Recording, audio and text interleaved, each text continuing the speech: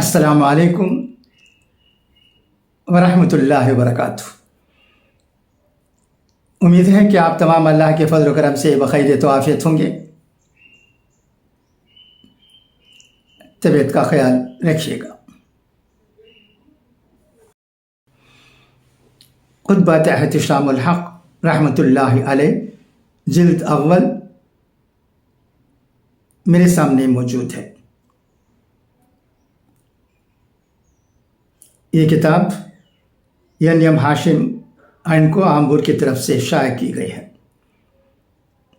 ہم سب جانتے ہیں کہ مرحوم ناٹام کار فاروق احمد صاحب علماء کرام کے ساتھ بہت دوستانہ تعلقات رکھتے تھے۔ ان کی خطبات سننے میں انہیں اتنی دلچسپی تھی کہ پوچھے۔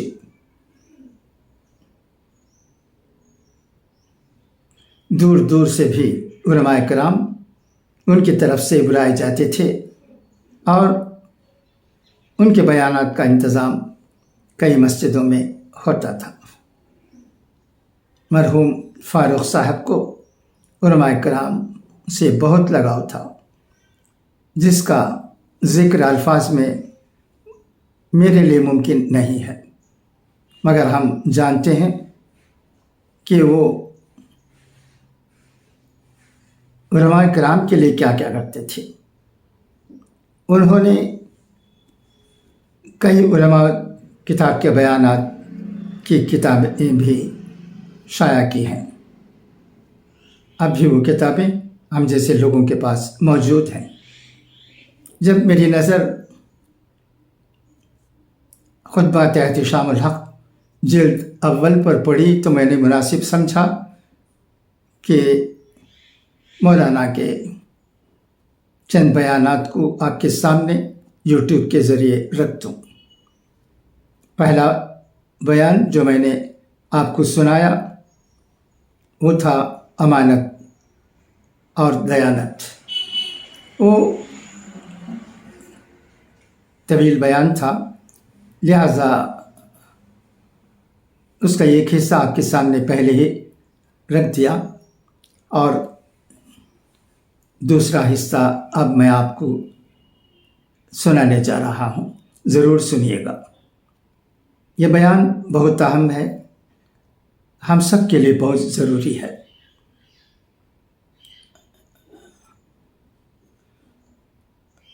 امانت اور دیانت پر مولانا احتشام الحق صاحب کی اور باتیں بھی ہیں، انہیں بھی میں آگے سناؤں گا۔ اب جو سنا رہا ہوں یہ پارٹ 2 ہے۔ اچھا تو آئیے اب میں مولانا کے بیان کی طرف آپ کو لے جا رہا ہوں۔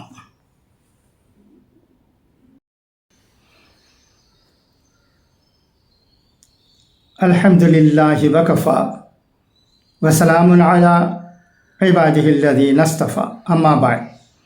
بزرگان محترم اور برادران عزیز، مغرب کی نماز سے قبل میں یہ عرض کر رہا تھا کہ حضور اکرم صلی اللہ علیہ وسلم نبوت سے پہلے کے 40 سالہ زندگی میں باوجود اس کے کہ ابھی اللہ کی طرف سے وحی کا نزول نہیں ہوا تھا، ابھی آپ نبوت اور رسالت کے منصب جلیلہ پر فائز نہیں کیے گئے تھے، لیکن اپنوں اور بیگانوں میں سے، دوستوں اور دشمنوں میں سے ہر ایک کی زبان پر یہ بات تھی کہ آپ سب سے بڑھ کر امین ہیں اور سب سے بڑھ کر دیانت دار ہیں۔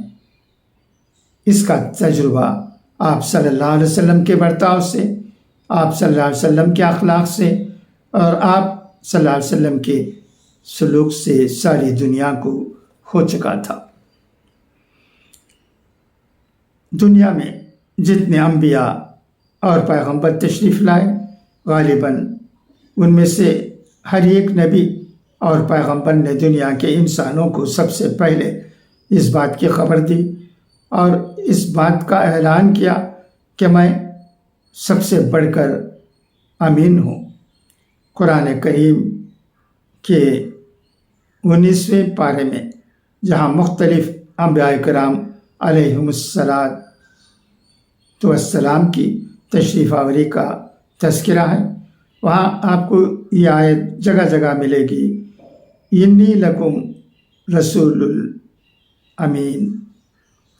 انبیاء کرام علیہم السلام دنیا میں آ کر یہ اعلان کرتے تھے کہ میں امین بن کر آیا ہوں، اور دنیا کے انسانوں کو چیلنج کرتے تھے کہ اگر تم ہماری زندگی میں کوئی ایسی بات ثابت کر دو جو خلاف امانت و دیانت ہو تو یقیناً تم ہماری دعوت پر لبیک مت کہنا اور ہماری بات کو جھوٹ سمجھنا۔ اس کی ضرورت اس لیے پیش آئی ہے کہ انبیاء کرام علیہم السلام عالم شہادت کے لوگوں کو عالم غیب کی خبر دینے کے لیے آئے ہیں، اور یہ بالکل ایسا ہی ہے جیسا کہ ایک ملک کا سفیر کسی دوسرے ملک میں آتا ہے۔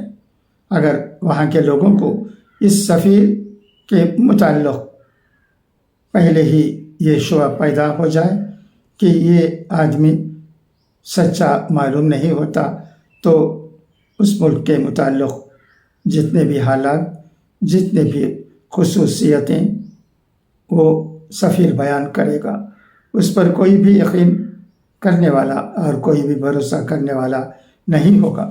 اسی لیے دنیا میں ہر نبی اور ہر رسول آ کر سب سے پہلے یہ اعلان کرتا ہے کہ میں امین ہوں، میرے اندر امانت و دیانت کی صفت موجود ہے، جب چاہو تم ہماری پوری زندگی کو امانت و دیانت کی کسوٹی پر پرکھ لینا۔ ہمارا کوئی کام امانت و دیانت کے خلاف نہیں ہے، اور ہماری یہی صفت اس بات کی سب سے بڑی دلیل ہے کہ ہم جو خبر اس عالم کی دے رہے ہیں وہ خبر سچی ہے، وہ جھوٹی خبر نہیں ہے، اس لیے کہ جس کی زندگی میں کوئی بات امانت و دیانت کے خلاف نہ ہو وہ اس خبر میں اور اللہ کی طرف دعوت دینے میں امانت کے خلاف کیسے کہے گا۔ معلوم ہوا کہ دنیا کے تمام انبیاء کرام اور تمام پیغمبروں کے لیے اس صفت کا ہونا نبوت سے پہلے بھی ضروری ہے اور نبوت کے بعد بھی ضروری ہے۔ یہی وجہ ہے کہ حضور اکرم صلی اللہ علیہ وسلم نبوت سے پہلے ہی دنیا کے انسانوں کی زبان پر امین کے لقب سے مشہور تھے۔ میں ذرا اور ترقی کر کے کہتا ہوں کہ دنیا میں ہر وہ انسان جو ایک معقول درجے کا انسان سمجھا جاتا ہو، جس کی انسانیت معقول درجے کی انسانیت سمجھی جاتی ہو، اس کے اندر اس جوہر کا ہونا ضروری ہے۔ اگر کسی میں یہ جوہر نہ ہو تو وہ کوئی شخص اس کو مرد معقول نہیں سمجھتا ہے، اور قرآن کریم سے بھی یہی ثابت ہوتا ہے۔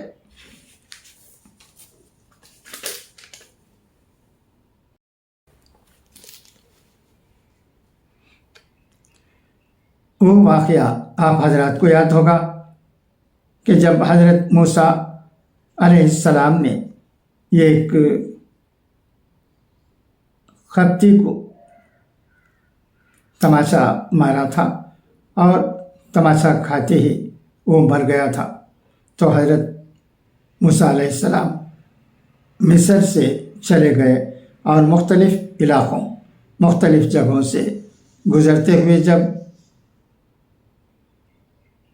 مدین پہنچے تو وہاں ایک کنواں پر دیکھا کہ پانی بھرنے والوں کی بہت بھیڑ ہے۔ حضرت موسیٰ علیہ السلام کچھ فاصلے پر جا کر ایک درخت کے سائے میں بیٹھ گئے۔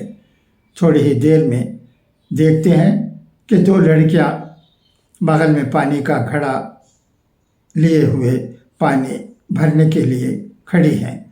ان دونوں بچیوں کے چہرے پر معصومیت تھی، ان کے چہرے پر نیکی کے آثار تھے۔ حضرت موسیٰ علیہ السلام نے ان سے پوچھا کہ اے لڑکیوں، تم یہاں کس انتظار میں کھڑی ہو؟ لڑکیوں نے کہا کہ ہم یہاں پر کنویں سے پانی بھرنے کے انتظار میں کھڑی ہیں۔ کنویں پر مردوں کی بھیڑ ہے، جب یہ بھیڑ چھٹ جائے گی تو سب سے آخر میں ہم اپنا پانی بھریں گے۔ حضرت موسیٰ علیہ السلام اٹھے اور ان کے ہاتھوں سے برتن لے کر اس بھیڑ کے اندر گئے اور کنواں سے پانی بھر کر ان لڑکیوں کو دے دیا۔ وہ لڑکیاں پانی لے کر اپنے گھر چلی گئیں۔ یہ لڑکیاں حضرت شعیب علیہ السلام کی صاحبزادیاں تھیں۔ ان کو یہ معلوم نہیں تھا کہ یہ جنہوں نے ہم کو پانی بھر کر دیا تھا کون ہیں۔ یہ لڑکیاں جب پانی لے کر اپنے گھر پہنچی تو والد نے دریافت کیا کہ آج تم سویرے کیسے آ گئی؟ لڑکیوں نے کہا آج ایک مرد معقول اور نہایت نیک اور بڑا اچھا دل کا آدمی ہم کو مل گیا، اس نے ہمارے گڑھے کو لے کر پانی بھر کر ہمیں دے دیا، اس لیے جلدی چلے آئے، ورنہ اگر مردوں کی بھیڑ چھٹنے کا انتظار کرتے تو آج بھی معمول کے مطابق دیر ہو جاتی۔ حضرت شعیب علیہ السلام نے لڑکیوں سے کہا جاؤ اور اس کو بلا لاؤ۔ لڑکیاں گئیں اور جا کر حضرت موسیٰ علیہ السلام سے کہا کہ آپ کو ابا جان بلاتے ہیں۔ حضرت موسیٰ علیہ السلام تشریف لائے، لیکن راستے میں پردے کا خیال کرتے ہوئے خود آگے ہو گئے اور لڑکیوں سے کہا کہ تم پیچھے سے راستہ بتاتی ہوئی آؤ۔ یہ واقعہ ہوا۔ اس واقعے میں حضرت موسیٰ علیہ السلام کے برتاؤ اور ان کے حسن سلوک کا ان لڑکیوں کے دل پر کیا اثر ہوا۔ وہ لڑکی کہتی ہے، قرآن کے الفاظ ہیں، اے ابا جان، اس آدمی کو نوکر رکھ لیجئے، اس لیے کہ ایسا مرد معقول اور ایسا امانت دار آدمی آپ کو نہیں ملے گا۔ ہزارہ قسم کی کوالیفیکیشن آپ کو مل سکتی ہیں، ہزارہ قسم کی صلاحیتیں آپ کو مل سکتی ہیں، لیکن ایسا امانت دار آپ کو نہیں مل سکتا ہے۔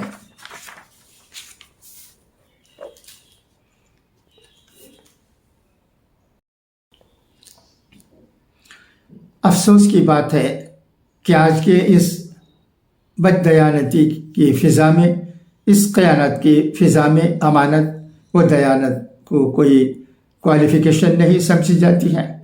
میں ابھی چند دنوں پہلے ڈھاکہ میں تھا تو وہاں اصفہانی کی کمیٹی کا ایک چوکیدار میرے پاس آیا اور کہنے لگا کہ صاحب، ہمارے یہاں ایک اکاؤنٹنٹ یعنی حساب مرتب کرنے والے کی جگہ خالی ہے۔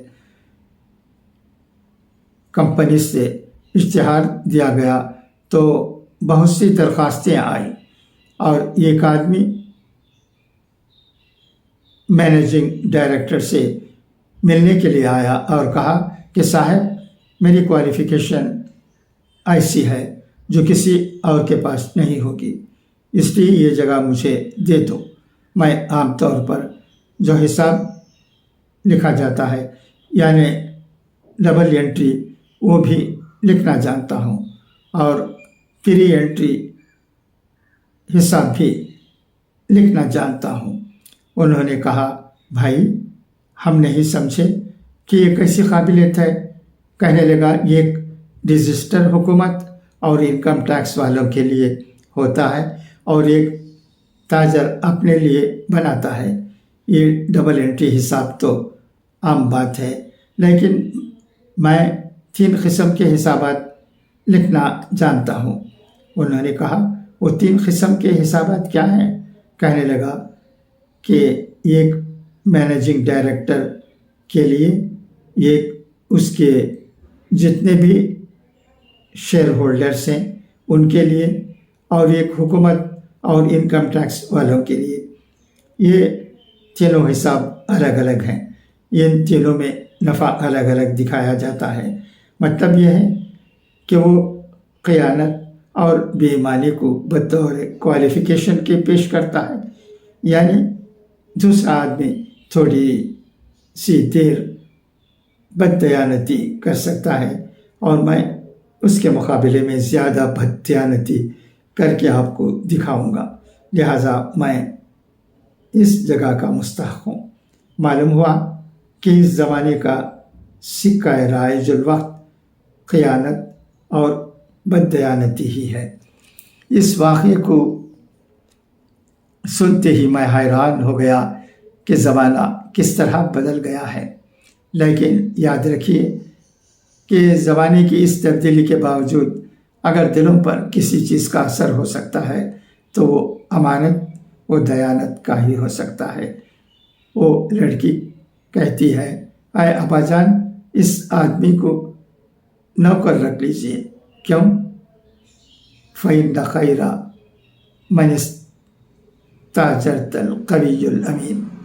इसलिए कि जिस आदमी को उजरत देकर किसी काम पर मुकर्रर किया जाता है उसमें 2 खुसूसियतें होनी चाहिए, एक काम करने की सलाहियत और एक अमानत व दयानत।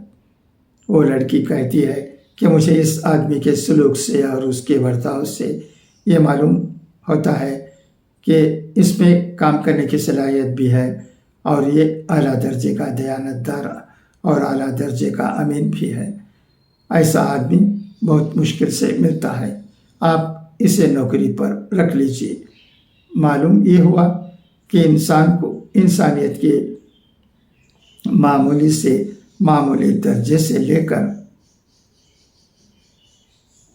कमालियत के जितने भी दर्जात हैं उन सब तक पहुंचने के लिए जिस जौहर की ज़रूरत है और जिस पर इंसानियत की तामीर होती है वो अमानत व दयानत का जौहर है, जो आज हमारी ज़िंदगियों से निकल चुका है।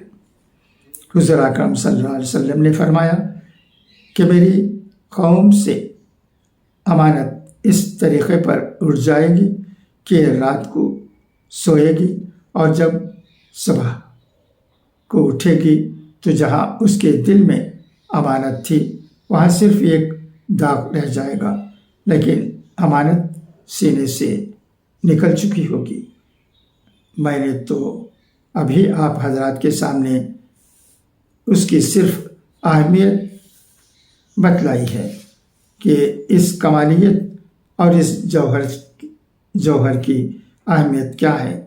चुनाचे हुज़ूर अकरम सल्लल्लाहु अलैहि वसल्लम ने जिनकी अमानत व दयानत को अपने पराए दोस्त और दुश्मन सब परख चुके थे, जब अपनी नबूवत का ऐलान फरमाया तो किसी को ये मजाल नहीं थी कि कह दें कि ये बात आप गलत कह रहे हैं, इसलिए कि उस शख्स ने अपनी 40 साल ज़िंदगी में आज तक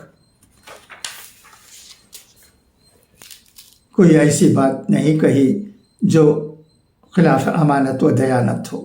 इसलिए हर नबी की अमानत व दयानत का तजुर्बा उनको नबी बनाने से पहले ही दुनिया के इंसानों को कराया जाता है, ताकि अल्लाह की तरफ से दावत पेश करेंगे और जब ये अल्लाह की तरफ से गैब की खबरें देंगे तो दुनिया का कोई इंसान ये न कहे कि उसने तो फ़लाँ वक्त फ़लाँ चीज़ के मुताल्लिक़ झूठ बोला था। इसलिए इसमें भी جھوٹ بول رہا ہوگا۔ نعوذ باللہ من ذالک۔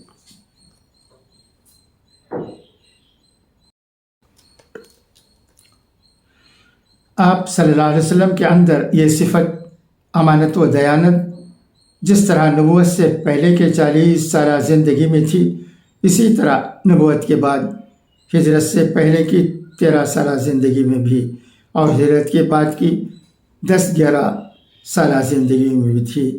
یعنی آپ صلی اللہ علیہ وسلم کے وصال تک یہ جوہر آپ صلی اللہ علیہ وسلم کے ساتھ رہا۔ مگر آپ حضرات کو یہ سن کر تعجب ہوگا کہ آج امانت و دیانت کا حقیقی مفہوم ہمارے ذہنوں میں نہیں رہا۔ ہم نہیں جانتے کہ حقیقت میں امانت کسے کہتے ہیں۔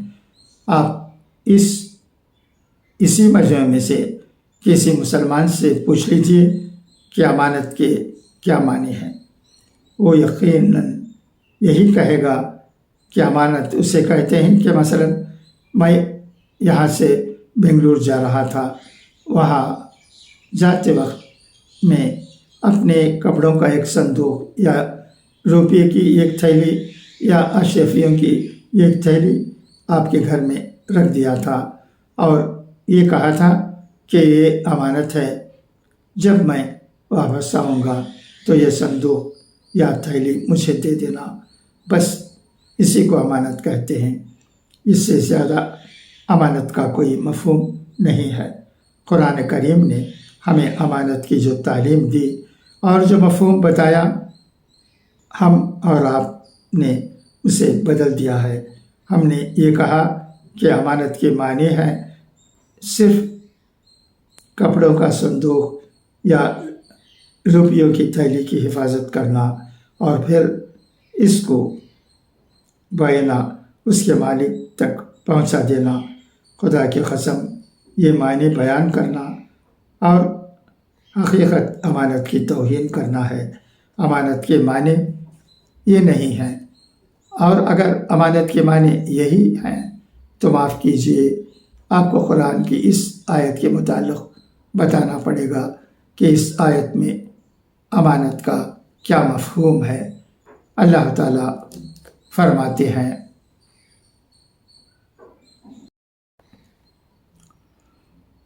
اِنَّا عَرَضْنَا الْأَمَانَةَ عَلَى السَّمَاوَاتِ وَالْأَرْضِ وَالْجِبَالِ فَأَبَيْنَ أَن يَحْمِلْنَهَا وَأَشْفَقْنَ مِنْهَا وَحَمَلَهَا الْإِنسَانُ إِنَّهُ كَانَ ظَلُومًا جَهُولًا۔ اللہ تعالیٰ فرماتے ہیں کہ ہم نے آسمانوں اور زمینوں اور پہاڑوں کے اوپر امانت کو پیش کیا، مگر انہوں نے اس کو قبول کرنے سے انکار کر دیا اور انسان نے اس امانت کو اٹھا لیا۔ اگر امانت کے معنی کپڑوں کا صندوق یا روپے کی تھیلی کی حفاظت کرنا ہے تو میرے دوستو، آپ کو یہ بتانا پڑے گا کہ کیا اللہ تعالیٰ آسمانوں اور زمینوں اور پہاڑوں کے پاس اپنے کپڑوں کا کوئی صندوق رکھوانا چاہتے تھے یا روپیوں کی کوئی تھیلی رکھوانا چاہتے تھے کہ ہماری یہ امانت رکھ لینا، ہم تمہارے پاس رکھوانا چاہتے ہیں؟ لیکن آسمانوں اور زمینوں اور پہاڑوں نے بخل کر کے یہ کہا کہ نہیں، ہم آپ کے امانت نہیں رکھ سکتے۔ بتائیے کہ اس آیت میں امانت کے کیا معنی ہیں؟ اس آیت میں امانت کے معنی اللہ کا وہ دین ہے جس کو تمام انبیاء کرام اللہ کے پاس سے لے کر آئے اور جس کی طرف دنیا کے انسانوں کو دعوت دی۔ اور آگے چلیے، حضور اکرم صلی اللہ علیہ وسلم ارشاد فرماتے ہیں، المجالس بالامانتی، فرمایا کہ یہ جو مجلس ہوتی ہے جس کے اندر تم بیٹھے ہو، اس میں بھی ایک امانت ہے۔ تو کیا ان مجلسوں میں بھی کوئی کپڑوں کا صندوق یا روپیوں کی تھیلی رکھی ہوئی ہوتی ہے؟ اگر نہیں تو پھر اس حدیث کا کیا مطلب ہے کہ مجلس والوں کے پاس ایک امانت ہے جسے انہیں ادا کرنی ہے۔ اس حدیث کا مطلب یہ ہے کہ مجلس میں ہر قسم کی باتیں ہوتی ہیں، کبھی کوئی بات کسی کے خلاف نکل جاتی ہے یا کبھی کسی بات کو غیر اہل مجلس کے سامنے بیان کرنے میں مصلحت نہیں ہوتی، وہ راز کی بات ہوتی ہے۔ یہ تمام باتیں مجلس والوں کے پاس امانت ہیں، وہ اس امانت کو اپنے سینوں میں رکھتے ہیں اور مجلس کے باہر جا کر کسی سے نہیں کہتے۔ اسی کو یہاں امانت کہا گیا ہے، اور اگر اس راز کی بات کو باہر جا کر کسی سے کہہ دیں تو یہ مجلس کی امانت میں خیانت کرنا ہے۔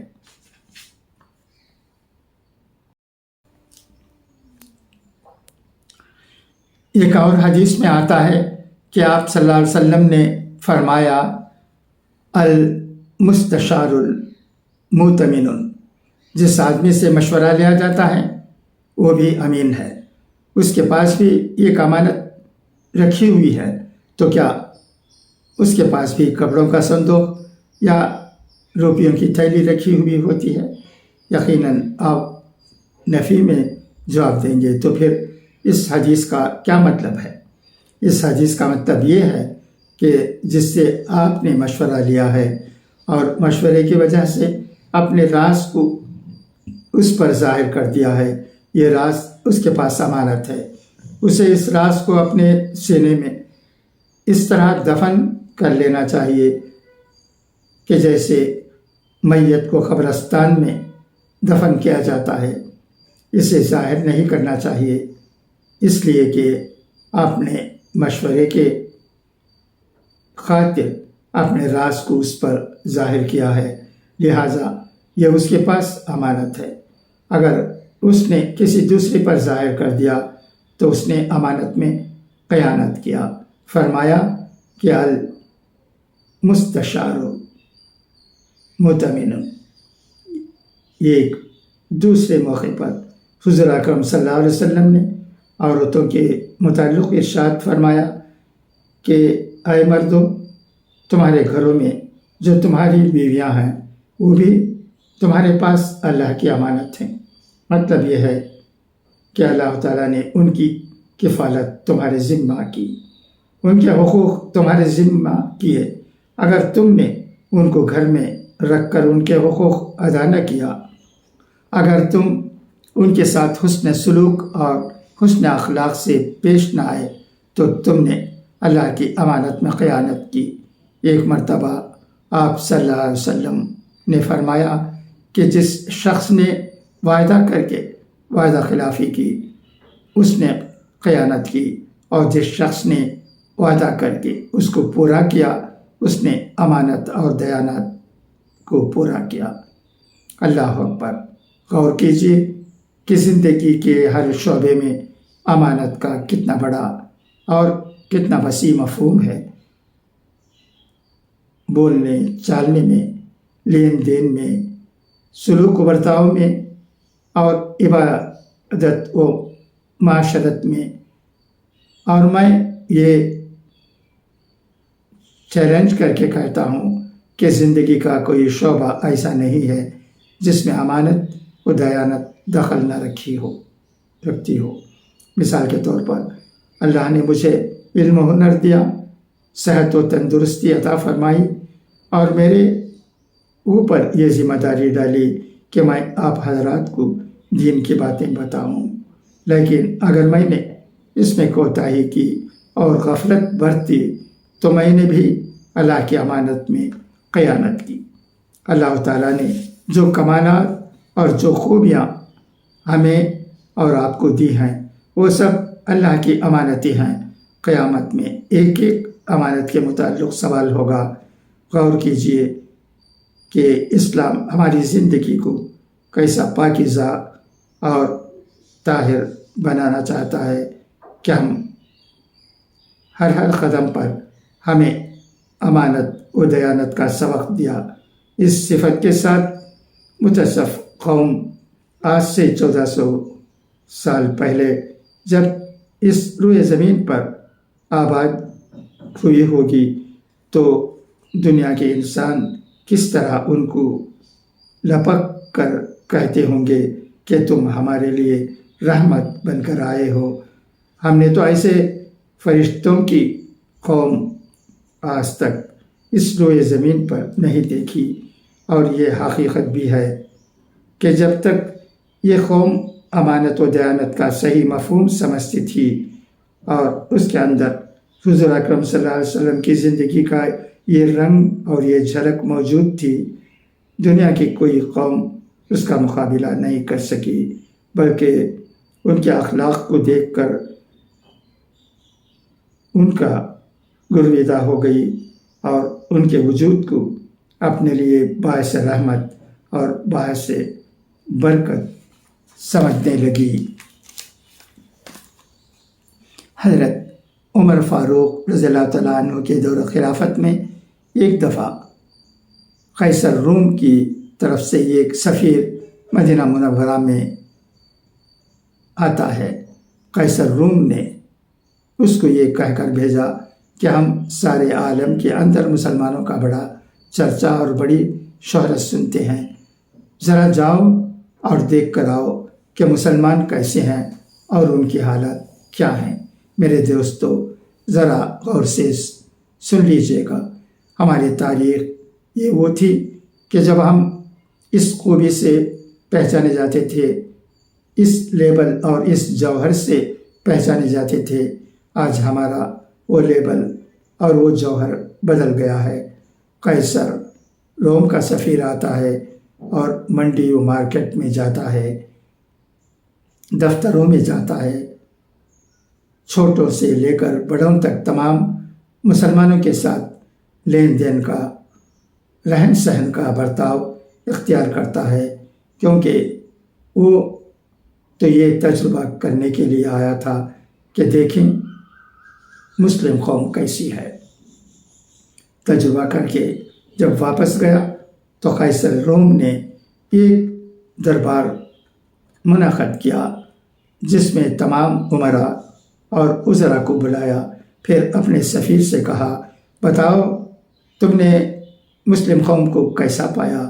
سفیر کہتا ہے کہ صرف 2 لفظوں میں مسلم قوم کی تعریف کروں گا، اس کے علاوہ تیسرے لفظ کی ضرورت نہیں ہے۔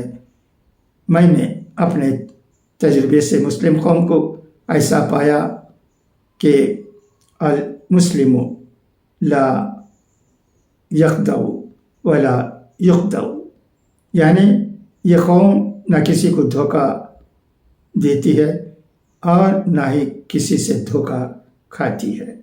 اور بس قیصر روم اپنے تخت سے اچھل گیا اور کام گیا، کہنے لگا کہ جس قوم کی یہ تعریف تم نے بیان کی ہے، اس قوم سے دنیا کی کوئی قوم مقابلہ نہیں کر سکتی۔ اے میرے امیروں اور وزیروں، کان کھول کر سن لو کہ تم کو یہ تخت چھوڑنا پڑے گا، تم کو یہ ملک خالی کرنا پڑے گا۔ وہ حیران تھا کہ یا اللہ، یہ کیا تعریف ہے!